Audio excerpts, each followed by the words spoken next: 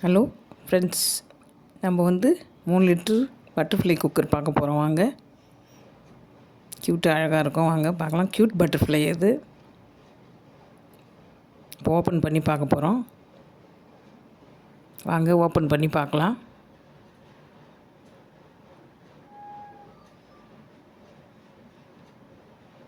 கண்ணாடி மூடி கொடுத்துருக்காங்க.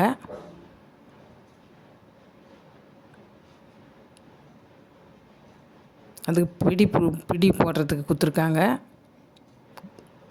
க்ரீன் கேஸ்கெட் கொடுத்துருக்காங்க. 1800 ப்ளஸ் இது ரூபா டிஸ்கவுண்ட்டில் கொடுத்துருக்காங்க. 5 இயர்ஸ் கேரண்டி இருக்குது. இதுக்கு